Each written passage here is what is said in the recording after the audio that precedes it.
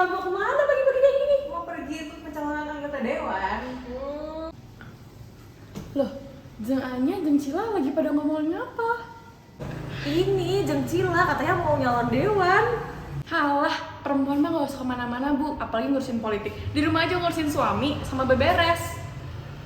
Perempuan itu penting loh untuk representasi dan juga untuk pengambilan keputusan berbasis gender.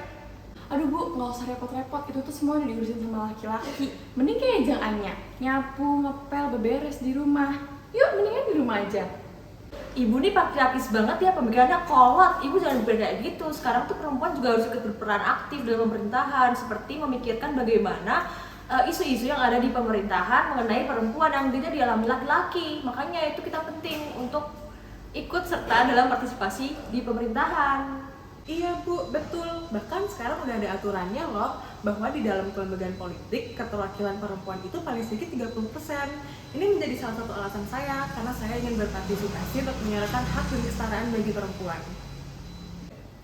Lagian meskipun saya IRT, saya juga ikut partisipasi kok. Saya ikut nyoblos ke TPS, ikut pemilu.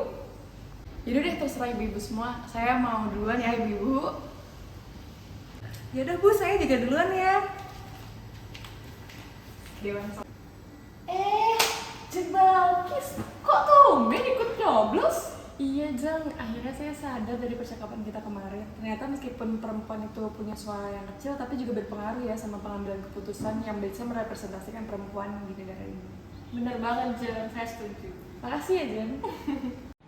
Nah, kita masuk kepada sesi apa sih yang bisa dipelajari, ambil pelajaran dari video sebelumnya.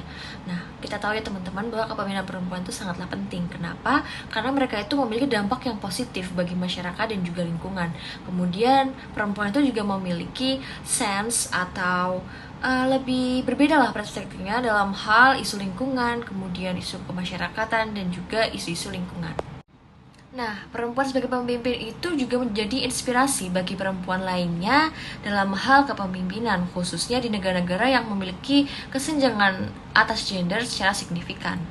Yang diperlukan saat ini adalah kaum perempuan itu perlu untuk memanai ulang kepemimpinannya dan juga menetapkan arah definitif yang sebenarnya dan yang diinginkan dirinya sendiri tanpa terpengaruh atas stigma-stigma yang berada di luar maupun tuntutan dari masyarakat ataupun tuntutan keluarga yang memiliki pandangan yang konservatif.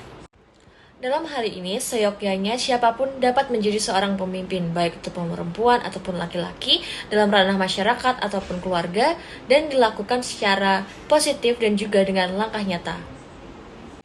Langkah nyata tersebut perlu didukung dengan growth mindset yang didukung dengan usaha yang sebaik-baiknya sehingga muncul persepsi baru dalam masyarakat.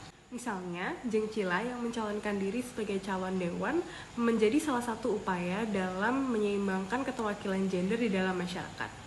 Di tengah lembaga dan organisasi yang masih didominasi oleh laki-laki, keterwakilan perempuan menjadi penting sebagai penyeimbang keterwakilan gender di dalam pemerintahan. Kehadiran perempuan dalam pemerintah juga turut mengurangi diskriminasi dan meningkatkan dan menciptakan inklusivitas di tempat kerja.